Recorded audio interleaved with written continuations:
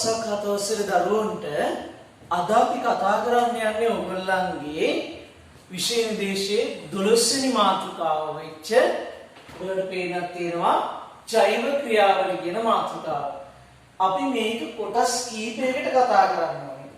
අපි බලමු අද යන වෙලාවත් එක්ක අපි කොයි කොටස දක්වා ඔයගොල්ලොත් එක්ක කතා කරනවද කියලා. හරි. ඔක්කොටම ඉස්සෙල්ලා මගේ දුවේ පුතේ ඔයගොල්ලෝ කල්පනාවට ගන්න අපි ජීවීන්නේ ශාක සතු කියන දෙකොට්ටාසේ ගත්තොත් අපි ජීවීන් ශාක ජීවීන් අපිට අමතරව ඉන්නවා තව ජීවි කොට්ටාසයක් ඒගොල්ලෝ මොන ජීවීන්ද සුද්ධ ජීවී. හරි. මේ දෙකොට්ටාස ගැන කතා කරනකොට දුවේ පුතේ අපි ඉගෙන ගත්තා ජීවීන්ගේ ලක්ෂණ පොඩි කාලේ 6 වසරේදී ඊට පස්සේ ජීවීන් වර්ගීකරණයක් කළා. දැන් අපි මේ කතා කරන්න යන්නේ අපේ ගැන ප්‍රධාන වශයෙන් ජෛව ක්‍රියාවලිය කියන මාතෘකාවේ වැදගත් දේවල් ටිකක් අපි කතා කරනවා. ඉස්සෙල්ලාම මේ පාඩමේදී අපි කතා කරනවා මගේ දුවේ පුතේ අපේ සෛලීය සංවිධානය ගැන. මොකද්ද ඒක අපි පස්සට කතා කරමු. ඊට පස්සේ අපි අපේ ආහාර ජීර්ණයේ ශ්වසනය වගේ දේවල් ගැන මේ පාඩමේ කතා කරනවා. හරි.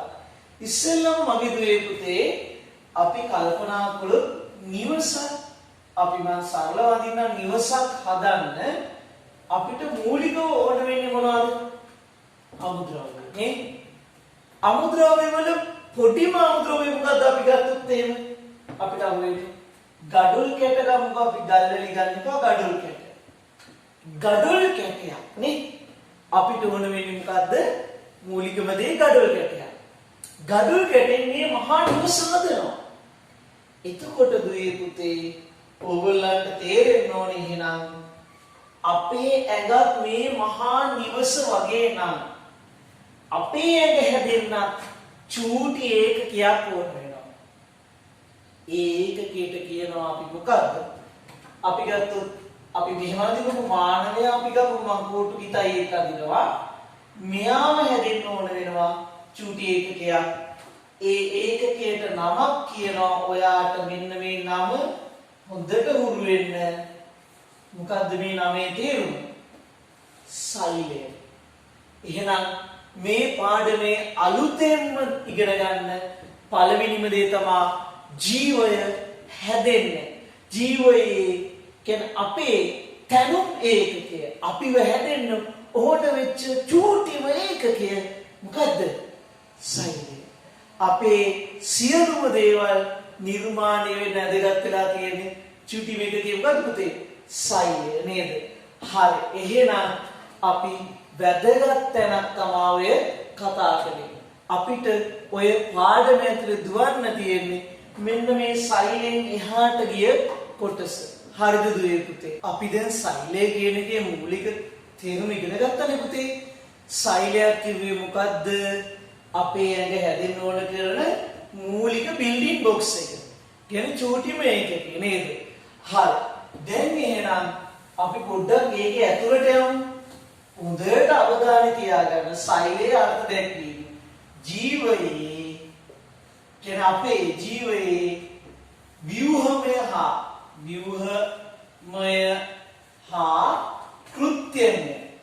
කෘත්‍යමය ඒකකය සෛලයයි. හොඳට අවධානය තියාගන්න. ජීවයේ ව්‍යුහමය හා කෘත්‍යමය කියන පුතේ සෛලය.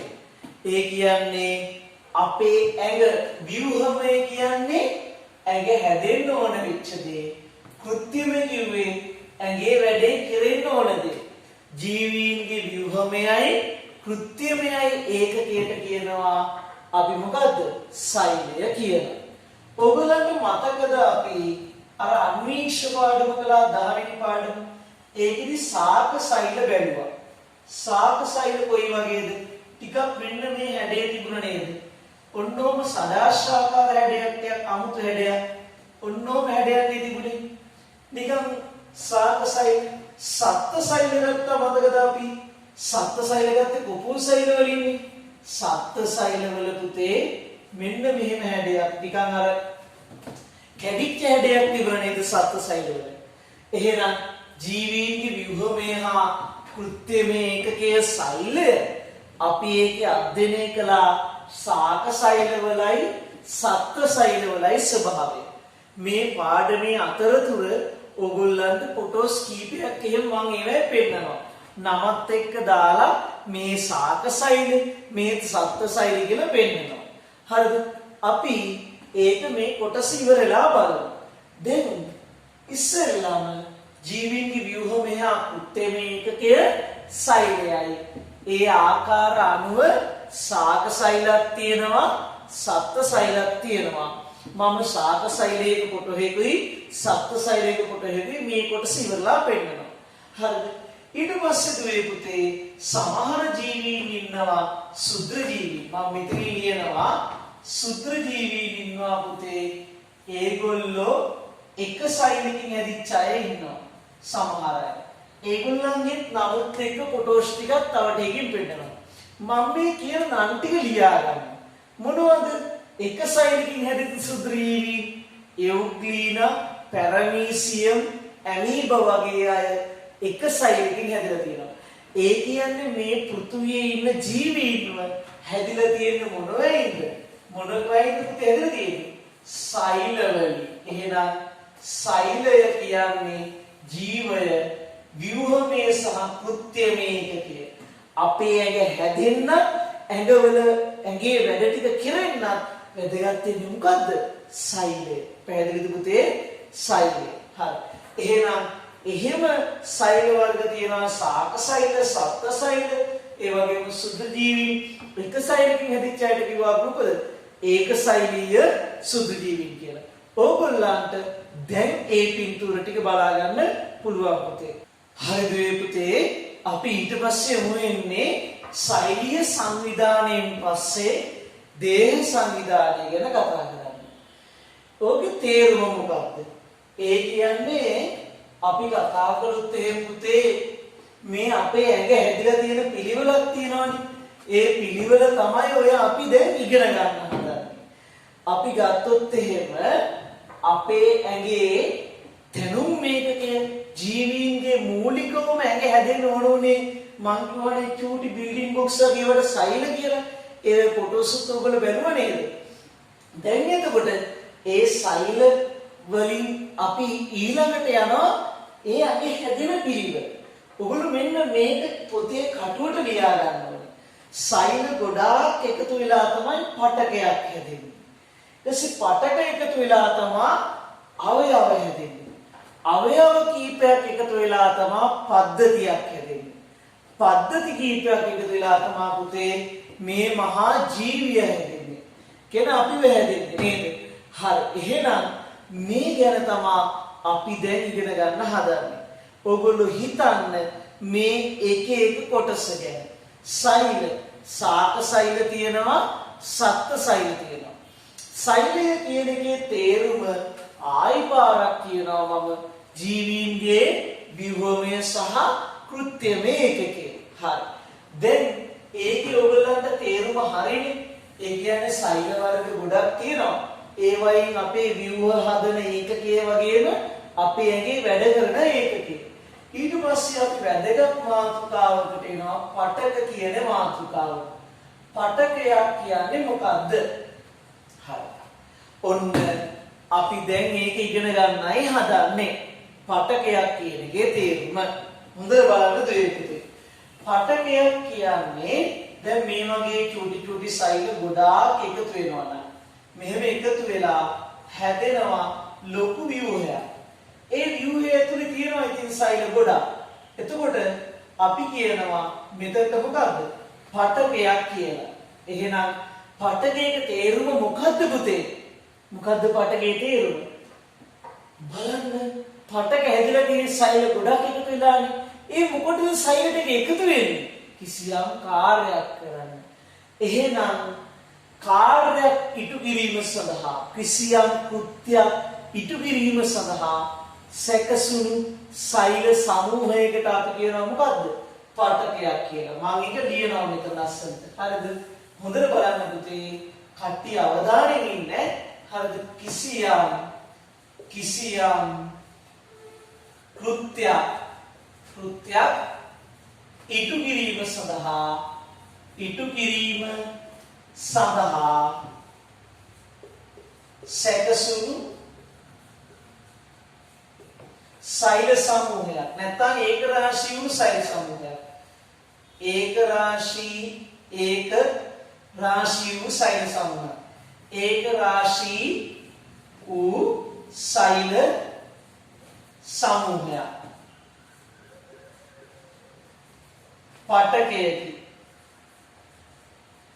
පුතේ අපි ඔළුවේ තියාගමු කිසියම් කෘත්‍යයක් ඉටු කිරීම සඳහා සැකසුණු නැත්නම් ඒක රාශී වූ සෛල සමූහයකට අපි කියනවා මොකද්ද? පටකයක් කියලා. දැන් අපි ගමු අපේ ආමාශය අවයවයක්නේ. ඒ ආමාශය ඇදලා තියෙනවා පටක වර්ගයක් සිනිඳු පේශි කියන පටක වර්ගයකින්. අන්න ඒ සිනිඳු පේශි ඇදලා තියෙන්නේ සිනිඳු පේශි සෛල වලින්. එහෙනම් පටකයක් කියන්නේ මොකද්ද? කිසියම් කෘත්‍යයක් ඉටු කිරීම සඳහා ඒක රාශී වූ සෛල සමූහයකට. හොඳට පාඩම් කරන්න කට්ටිය මාත් එක්ක. කිසියම් කෘත්‍යයක් ඉටු කිරීම සඳහා ඒක රාශී වූ සෛල සමූහයකට අපි කියනවා මොකද්ද? පටකයක් කියලා. ඔය පටක වර්ග ටිකක් ලියාගමුද දැන් ටක් දාලා. මම පටක වර්ග කීපයක් කට්ටියට කියනවා. මොනවද පටක? පළවෙනි එක අපේ ඇඟේ ස්නායු ආවේග ගෙනියන ස්නායු පටකය. මොකද්ද? ස්නායු පටකය. දෙවෙනියට පුතේ අපේ ඇඟේ අතපය හොලවන්න වැදගත් වෙන මොනවද? පේශි පටකය. අපි පැත්තකින් ලියවනම් හොඳයි මේ ටික. ආයෙ පාරක් කියනවා පටකයක් කියන්නේ මොකද්ද? කිසියම් කෘත්‍යයක් කිසියම් වැඩක් කරන්න ඒක රාශී වෙච්ච සෛල සමූහයකට. හරිද? පළවෙනි එක මම කිව්වා ස්නායු පටකය. හරිද?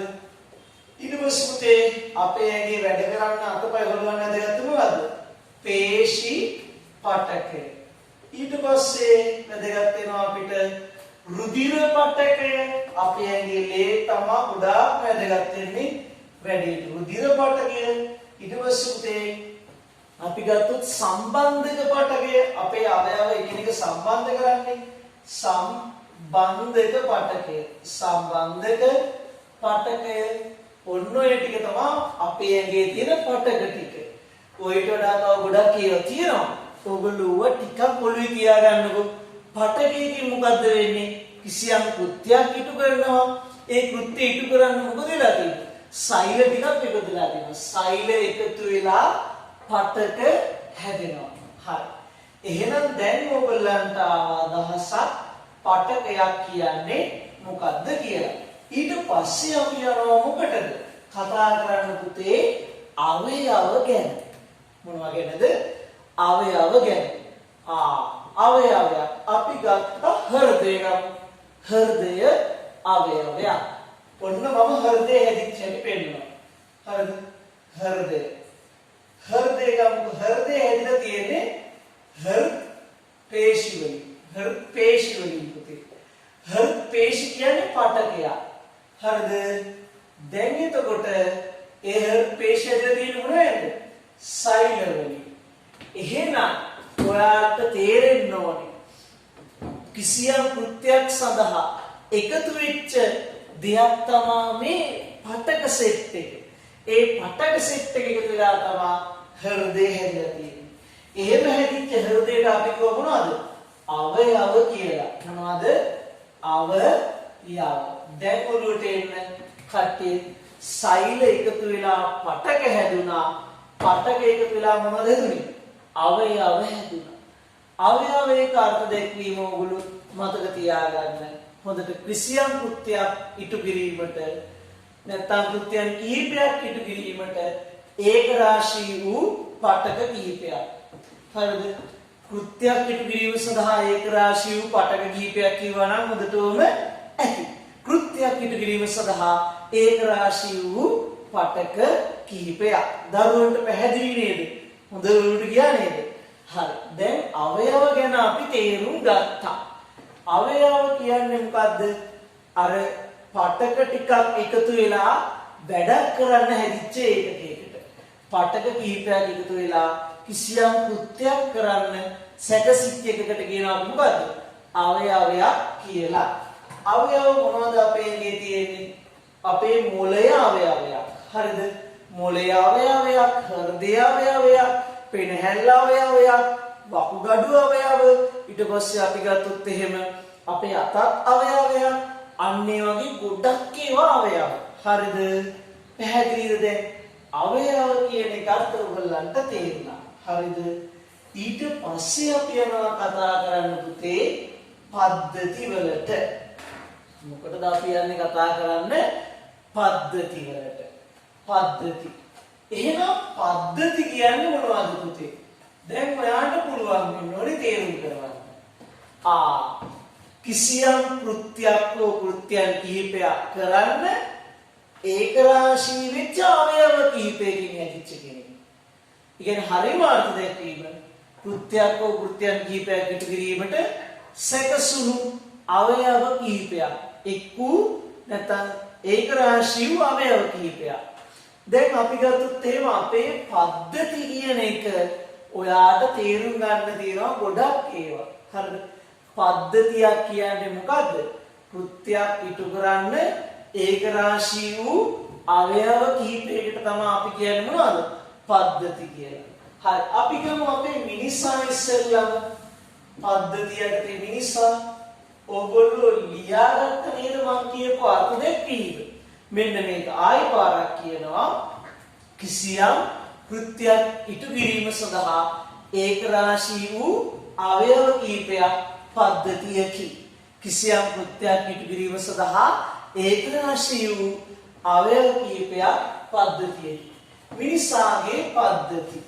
අපි ගමු ඉස්සෙල්ලම ආහාර ජීර්ණ පද්ධතිය. ආහාර ජීර්ණ පද්ධතිය. අපේ ඇඟේ පළවෙනිට මුළු කතා කරන්නේ ආහාර ජීර්ණ පද්ධතිය. ඊට පස්සේ පුතේ ශ්වසන පද්ධතිය.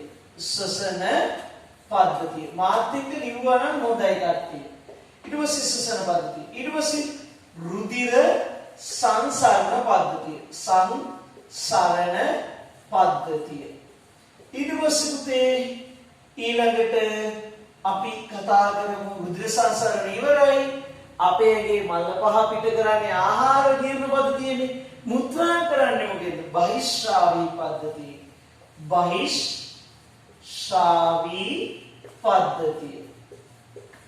ඊළඟට පුතේ හරි. ආහාර ගත්තා, හුස්ම ගත්තා, රුධිර සංසරණය කළා, බහිශ්‍රාවය කළා. ඒ වගේම අපේ අලුත් පරම්පරාව හදන මොන පද්ධතියෙන්ද?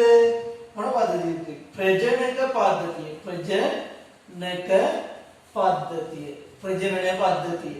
හරිද? ඒකත් හරි. දැන් ඊට පස්සේ අපේ ඇඟේ තියෙන තව පද්ධතිය අපෝච්චියේ තියෙනවා.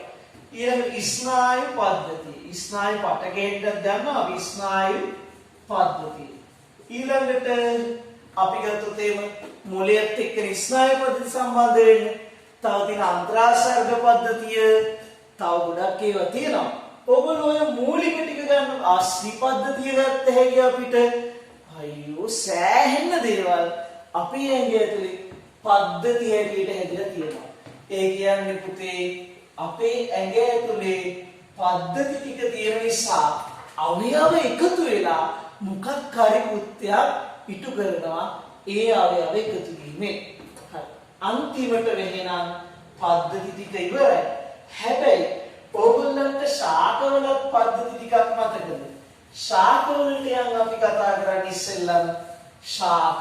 මම හොඳට විස්තර කරන්නම්. මෙහෙම ගත්තොත් අපි ශාකයක් අපි ඉක්මනට අඳිමු. මම සරලව අඳිනවා. මෙන්න පොළොව යට තියෙනවා මුල. හරිද? මම ඉක්මනට අඳිනවා. හරිද? මෙන්න අතු ටික තියෙනවා. මම සරලව අඳිනවා. පුතේ ඔයගොල්ලෝ මේක පළවෙනි පාඩේ උතරින් නැති නේද? මේ මොන පද්ධතියද? පොළොව ඇතුලේ තියෙන මූල පද්ධතිය. හරිද?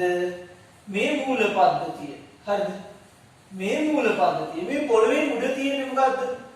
පරෝහ පද්ධතිය. පරෝහ පද්ධතිය. මේ මොන පද්ධතියද? පරෝහ පද්ධතිය. හරිද පුතේ? දැන් පොළොවෙන් යට තියෙන්නේ මූල පද්ධතිය, පොළොවෙන් උඩ තියෙන්නේ පරෝහ පද්ධතිය.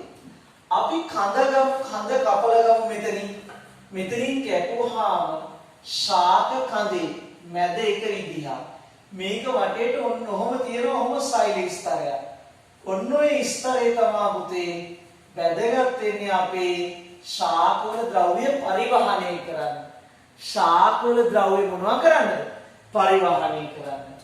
එහෙනම් මේකේ තියෙනවා පටක වර්ග දෙකක්. එකක් තමයි සෛලම පටකය. අනිත් එක මොකද්ද? ෆ්ලෝයම පටකය. ෆ්ලෝයම පටකය. ශාක වල පද්ධති දෙකයි, මූල පද්ධතියයි, පරෝහ පද්ධතියයි. ඊළඟට මම කතා කළේ මොකද්ද? ශාක කඳ කපලා ගත්තාම අන්න අර වගේ දල වශයෙන් තියෙනවා.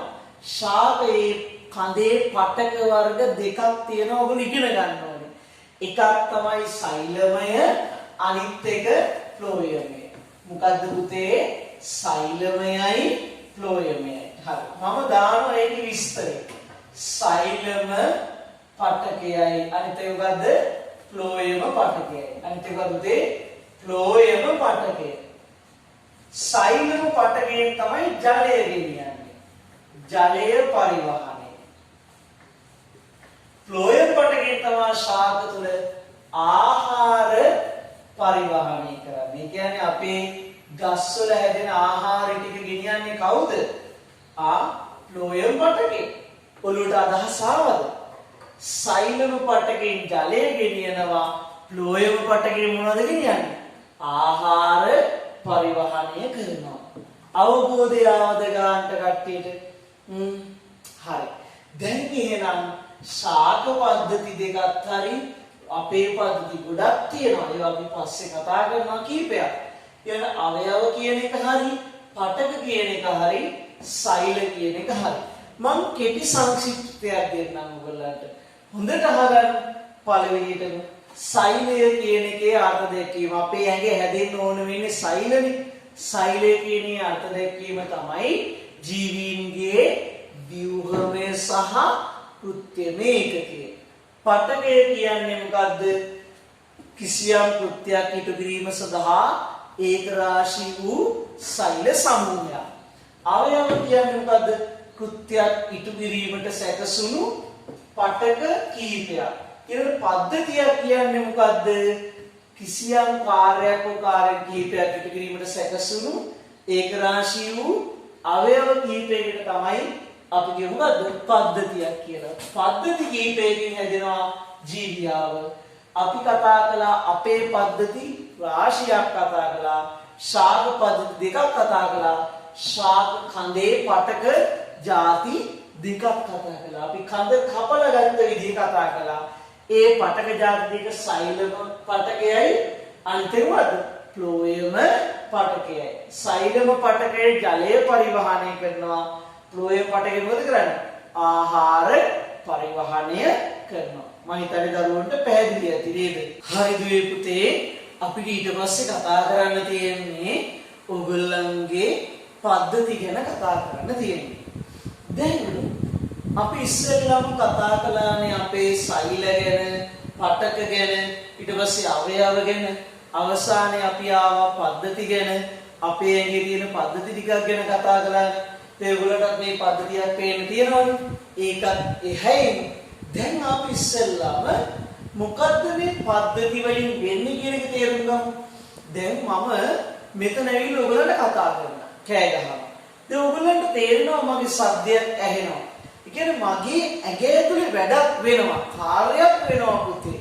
ඒ කියන්නේ ඔයගොල්ලන්ට තේරෙන්න ඕනේ මේ වැඩේ කරන්න මට ශක්තියක් එපේ. ශක්තියක් ඕනේ නේද? එහෙනම් ඒ ශක්තිය තමයි පුතේ අපි කතා කළොත් එහෙම ඒ ශක්තිය හැදෙන්නේ කොහොමද?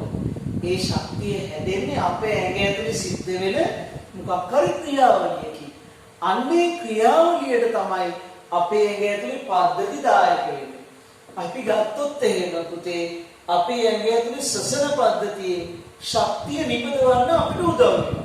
අපේ ඇඟේ ඇතුලේ ආහාර ජීර්ණ පද්ධතියේ ආහාර ජීර්ණය කළා ඒවයේ අවශ්‍ය දේවල් ඇඟට උරාගෙන ඉතුරු ටික පහ කරලා දානවා.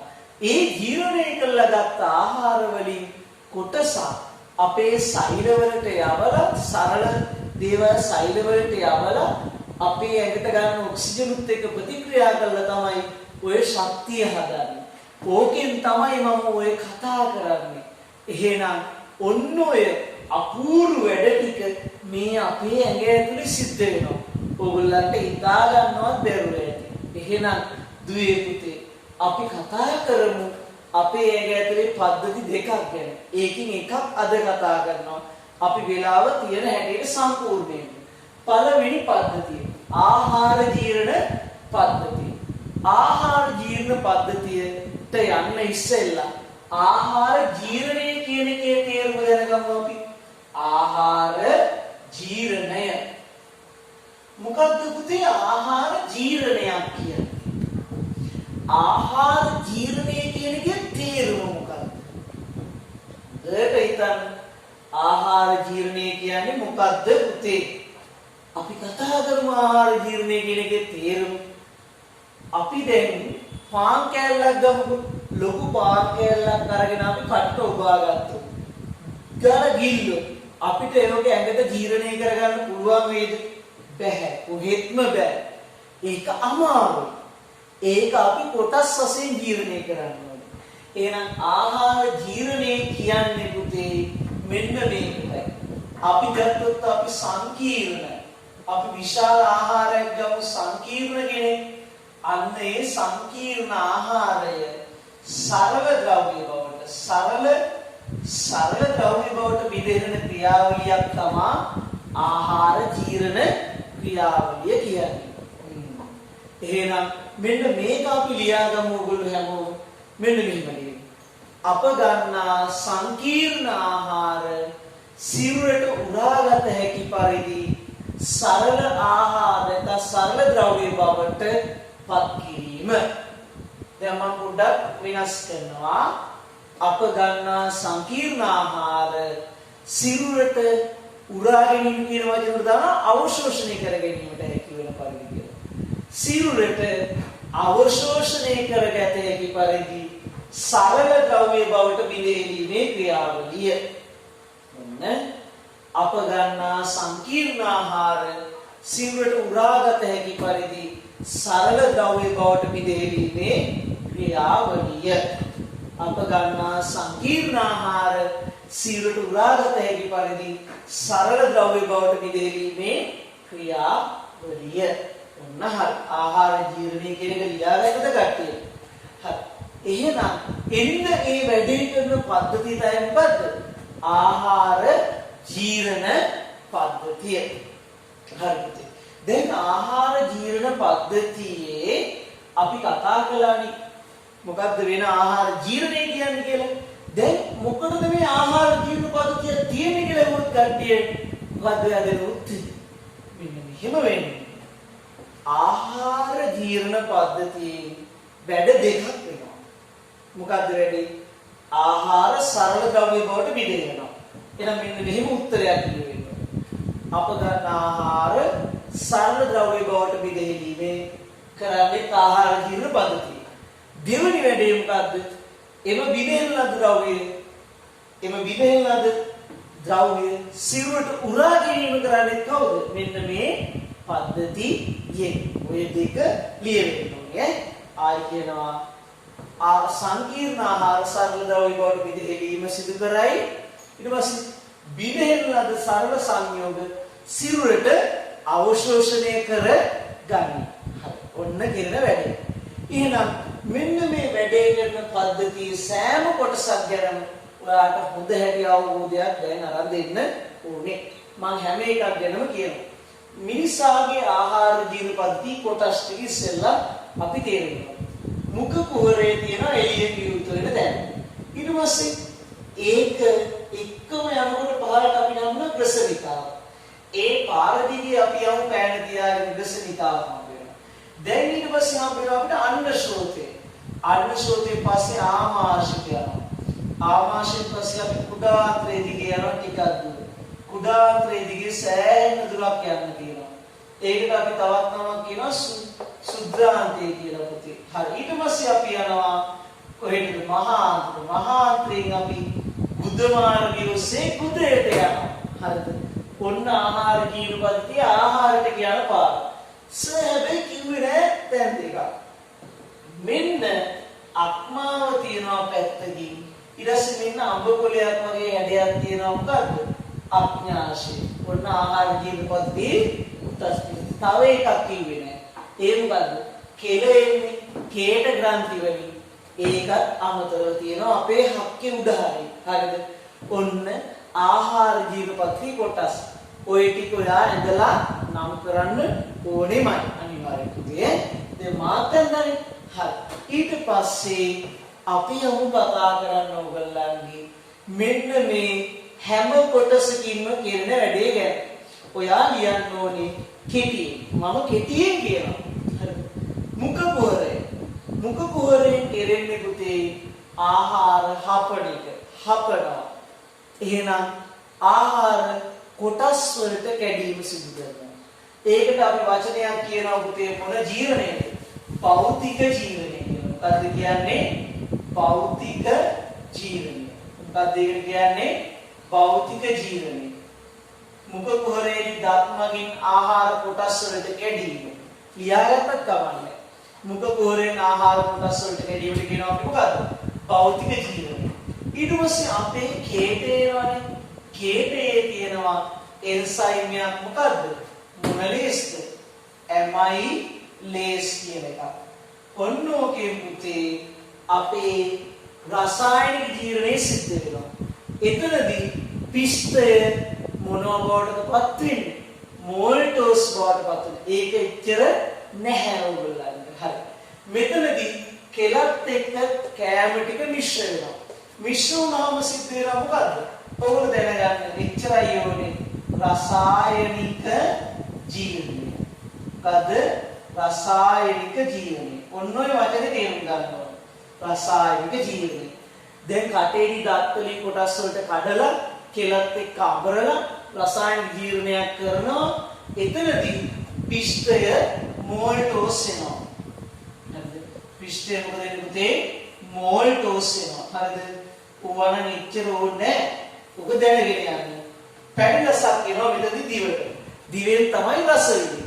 ඊට පස්සේ ආහාර ටික කල්ප කරනවා දිවෙන් ඇතුළට. ගුලි වායි. ඇතුළට ගන්නවා. ඇතුළට ගත්තාම දසනිකාව ගාවට එනවා. දසනිකාව ගාවදී මේ ශ්වසන මාර්ගය. මේ තියෙන ශ්වසන මාර්ගය. ශ්වසන මාර්ගයේ පුතේ ඒකට යන්නේක නවත්තනවා ව්‍යුහයක්. ඒ ව්‍යුහය තමයි මොකද්ද? අපිජිත්නිකාව කියන්නේ. එයා ශ්වසන මාර්ගයට එන එක නවත්තනවා කැම ටික හුලම් බටේට යන්න දෙන්නේ නැතුව කැම ටික කැම පාරේම යවනවා. මෙන්න මේ පහළට එනවා. මේ පහළට ආවහම පුතේ ආහාර ටික අන්න ශ්‍රෝතයේ දිගේ තල් වෙනවා ආමාශයට. කොහෙද තල් වෙන්නේ? ආමාශයට. අන්න ශ්‍රෝතයේ මීටර 1.5ක් විතර තියෙනවා. නැත්නම් මීටර අන්න ශ්‍රෝතය සෙන්ටිමීටර 50ක් විතර දිගයි. හරිද? ඔන්න ඔක දිගේ ආහාර ටික වෙඩ දෙන්නේ ආමාශයට යනවා. ආමාශය කියන්නේ ආහාර තියාගන්න මල්ල පැසක් වගේ එකක්. ඕකේ ආහාර පැය 3-4ක් විතර තියාගන්නත් පුළුවන්. ඔය කාලය ඇතුළතදී ආමාශයෙන් එනවා අම්ලයක්. ඒ අම්ලයේ නම මම පැත්තකින් ලියන්න. ඒ අම්ලය නිසා ආහාරය ආම්ලික වෙනවා. ඒ අම්ලය හයිඩ්‍රෝක්ලෝරික් කියලා අම්ලයක්. මොකද ඒ අම්ලය ආමාශයෙන් ආහාර වලට එන්නේ හයිඩ්‍රෝක්ලෝරික් කියලා. ඔය අම්ලයෙන් ආහාර ටික ජීර්ණය කරනවා. ඒ වගේම මේ මල්ල ඇතුලේ ආහාර ටික හොදට කලත්තලා ගන්නවා. ඊට පස්සේ ආහාර ටික යනවා කුඩා අන්ත්‍රයට. ඒ කුඩා අන්ත්‍රයේදී පුතේ මොකද වෙන්නේ? ආමාශයෙන් ආපු ආහාර කුඩාන්තයට යනකොට පිත්තාශයෙන් පිත්‍යුෂයි ආඥාශයෙන් ආඥාශිකුෂයි මම ලියනවා පිත්‍යුෂ මොන විෂද පිත්‍යුෂ ඊට පස්සේ ආඥාශයෙන් ආඥාශිකුෂ මොකක්ද යුෂ ආඥාශික යුෂ ඔන්න යුෂ දෙක ශ්‍රාවය කරනවා ඒ ශ්‍රාවය කළාම තවත් ආහාර ටික කුඩාන්තරයේදී ජීර්ණය වෙනවා. කුඩාන්තරය කියන්නේ මීටර 7ක් විතර දිග වියෝයක්. මේ බඩවැල කුඩා බඩවැල කියන එක මීටර 7ක් විතර දිගයි. ඕක ඇඹරිලා තියෙන්නේ උදරය ඇතුලේ. ඊට පස්සේ ආහාර ටික යනවා පුතේ කුඩාන්තරය දිගේ ජීර්ණය වෙලා පහළට. පහළට යන කුඩාන්තරේනුත් එකේවා දාලා ආහාර ටික ජීර්ණය කරනවා. ඒ ජීර්ණය වුණාට පස්සේ කුඩාන්තරේ පහළ හරියෙන් ආහාරවල ජීර්ණය වෙච්ච ඵල උරා ගන්නවා. මොකද්ද වෙන්නේ? ජීර්ණ ඵල උරා ගැනීම සිදු කරනවා. ජීර්ණ ඵල උරා ගැනීම සිදු කරනවා. හරි ජීර්ණය වෙච්ච ඵල කුඩාන්තරයට අවශෝෂණය කරගෙන ඒක සිරුරට දෙනවා ලේ වලට දෙනවා මේ හරිය කුඩාන්තරේ ඊට පස්සේ මොකද වෙන්නේ මහාන්තරයට යනවා ආහාර ටික මහාන්තරෙදී ජීර්ණය වෙලා ඉතුරු වෙච්ච දේවල් ඇඟට ගත්තට පස්සේ ඉතුරු වෙන රොඩු ටික ඒ රොඩු ටිකේ ඒ කියන්නේ ඉතුරු වෙච්ච ටිකේ ජලය ටික සිරුරට ගන්නවා මෙතනදී ජලය ටික සිරුරට අර ගන්නවා ඒ කියන්නේ ජලය උරා ගන්නවා ඊට පස්සේ බුද්ධ මාර්ගයේ ඉතුරු වෙලා තිබිච්ච ටික පිට කරලා දානවා. ඔන්න ඔක තමයි අපේ ඇඟේ ආහාර ජීර්ණයේ සරල දෙය. ඕක පැහැදිලි කියන්නේ නියමයි ඔයගොල්ලෝ. මම ආයි පාරක් කෙටියෙන් කියන්නම් හොඳට අහගන්න වෙන වැඩේ විතරයි කියන්නේ. දැන් ලියා ගන්න. මුඛයේදී මොකද වෙන්නේ? දත් මගින් ආහාර කොටස් වලට කඩනවා. කේටේ සමග ආහාර මිශ්‍ර කරනවා රසායනික ජීවනයක් වෙනවා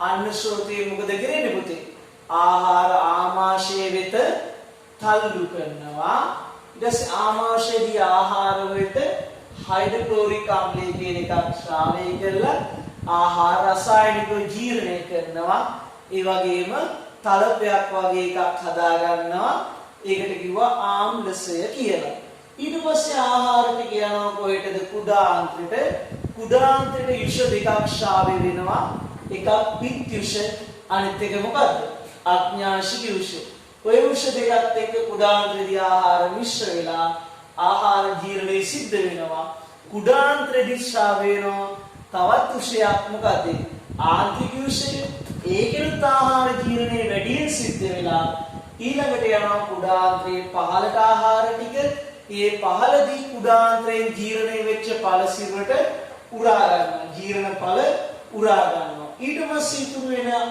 ආහාර ටික යනවා මහාන්තරයේදී ජලය උරා ගැනීමක් සිද්ධ වෙනවා ජලය උරා ගැනීම එහෙම උරාගෙන ඉතුරු වෙච්ච ටික මොකද වෙන්නේ පුතේ බුද්ධ මාර්ගයේ බුදිය ඔස්සේ ඉවතට පිට වෙලා යනවා ඔන්න අපි ආහාර ජීර්ණ පද්ධතිය කතා කළා. මම අද ගෙදර වැඩක් දෙනවා. මෙන්න මේ ලෙඩවල් දෙක ගිය සතියේ ජනිත දුවයි තව දුවෙකුයි හොයලා දාලා තිබුණා. ගොඩක් හොඳයි. මෙන්න මේ ගෙදර වැඩේ කළා කියන්නේ කට්ටිය. පළවෙනි දේ තමයි ආහාර ජීර්ණ පද්ධතිය ආශ්‍රිත ලෙඩ තියෙනවානේ. පළවෙනි එක තමයි මලබද්ධය කියන්නේ මොකක්ද කියලා හොයන්න ඕනේ. ආහාර ජීර්ණ පද්ධතිය ආශ්‍රිත රෝගයක් වෙච්ච මලබද්ධය කියන්නේ මොකක්ද? ඊළඟ එක තමයි ગેස්ට්‍රයිටිස් රෝගය කියන්නේ මොකක්ද? ඔන්න ඔය රෝග දෙක හොයලා ඔයගොල්ලෝ තියන්න ඕනේ. හරි. ඔන්න ඔහොම ඉන්න කොහෙවත් යන්න එපා. අද කලේ ගොඩාක් ගැඹුරු පාඩමක්. සෑහෙන ගැඹුරු පාඩමක්. ඔය පාඩමේ ප්‍රශ්න අපි දැන් අහන්න ඔයගලන්ට අවස්ථාව දෙනවා. කොහෙවත් දුවන්න එපා. ඔන්න ඔහොම ඉන්න ඕගොල්ලන්ට ප්‍රශ්න වලට උත්තර දෙන්න මම ලෑස්ති. එහෙනම් සුබ දවසක්. ඔයගලන්ට පාඩම හොඳට තේරෙන්නේ නැති කියලා මම විශ්වාස කරනවා දුවේ.